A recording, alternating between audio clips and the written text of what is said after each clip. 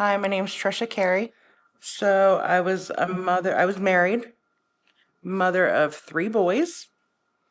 They were probably teenagers at this point. Oh wait, okay. So my husband, he was getting fentanyl patches off of his mother, who had had back surgery that went wrong. So he would get those off of her, and I never really knew what they were at that time. I hadn't done anything like that, so I knew it made him feel good or whatever, but and I would be on him about it. That doesn't sound right. I don't think you should be taking that. He said, well, my mom's giving it to me. You know, my mom wouldn't steer me wrong. Anyway, fast forward, this went on for like probably a 2 year time period. I woke up one morning and found him overdosed beside me in bed. They couldn't bring him back. I was probably 40 years old at that time, and a good friend of his was living out in Pittsburgh, and he decided he was going to come stay with me for a little bit and help me out. And I didn't realize what he had been doing because he was living out in Pittsburgh, and here he had quite a drug addiction. So even though I knew better, I trusted him, and I would have done anything to feel better at that point. I was down and out and devastated, and yeah, so he introduced me to heroin, and I, of course, loved it. Um, we, I would go out there and stay with him in Pittsburgh, and he set me up with people around here, places, people to meet, places to go get it. I eventually moved him in. I thought that was a good idea. It was not.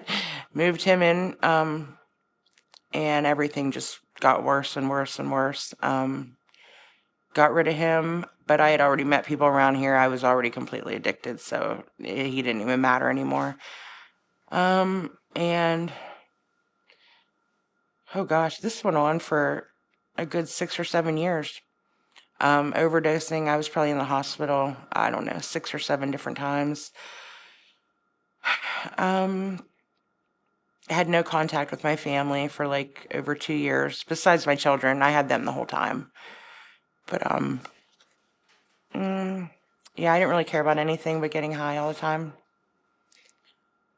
And then I would go, after I would overdose, usually I would go to a clinic and try and get on Suboxone, and that wouldn't last more than a month. I just wasn't ready. I didn't care. I wasn't afraid of dying. Nothing bothered me. I don't understand my mindset at that time, but yeah, I wasn't bothered by anything, actually.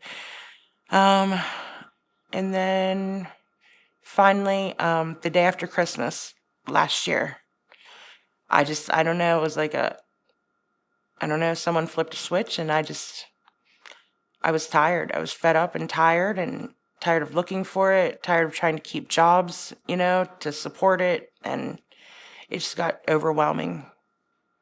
And the guilt started to get me with my children and everything, and how I had acted. And because I was a good mother before that, like I was hands on, always had dinner, always kept a job, always everything. And then, yeah. And I got on Suboxone the day after Christmas last year, and I've been great ever since. Haven't looked back. I feel wonderful. There was nothing like I hadn't just overdosed. Nothing bad had even happened really, besides just being, well, I had to move in with my mother, and I knew she would be on me. So that was getting stressful trying to keep it from her. I don't know. I was fed up. I just got tired one day. But I wasn't going to get clean till I was ready that day. Like, it didn't matter who begged me, my children, my mom, I would just get high and not care. But yeah. And then one day yeah, Seems like it all just kind of came it with. just came, yeah. I think I was just so worn out from it. Okay, so it was probably just a combination of me being tired of losing jobs. Every job I got, I could not keep a hold of. And living at my mother's house, I didn't want to be doing that under her roof. That wasn't fair to her. All the money I was spending, the guilt, my kids started moving away. And they were still kind to me, but didn't want a whole lot to do with me anymore. And I could feel that. Yeah, I just finally got fed up, got tired of chasing it all the time. And it was time for a change. 7 years is a long time to screw up. It was about like that. Too. Yeah, it was so quick. It doesn't feel like it was, yeah. Yep. I wanted my driver's license back. Little things. Yeah, yeah. I had lost everything at that point. Car, house, everything. So, well, I had plenty of time to think about how to do it right because I had screwed it up so many times before.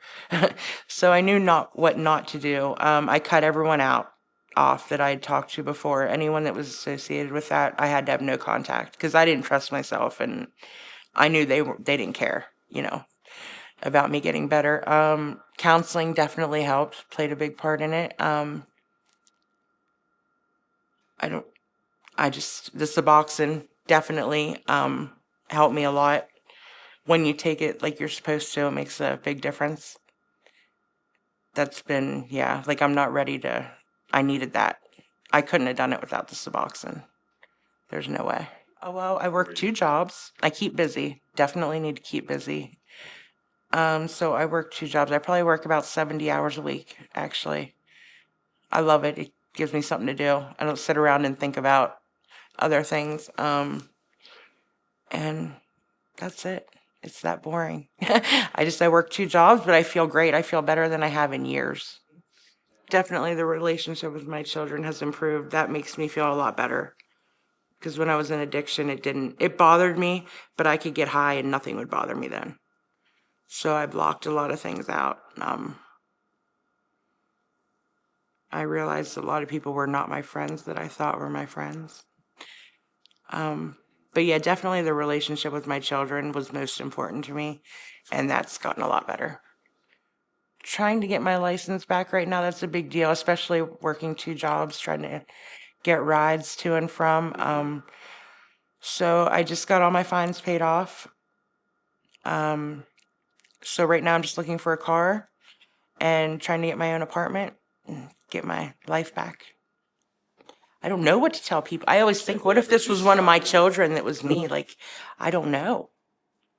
I don't, I don't know. It's hard to get through to someone that's not ready. I mean, don't ever give up because I didn't think I'd ever get clean. And then one day, like, here I am. It is worth trying. Like, you'll feel so much better. It's definitely worth it. But ways to go about it, I don't know.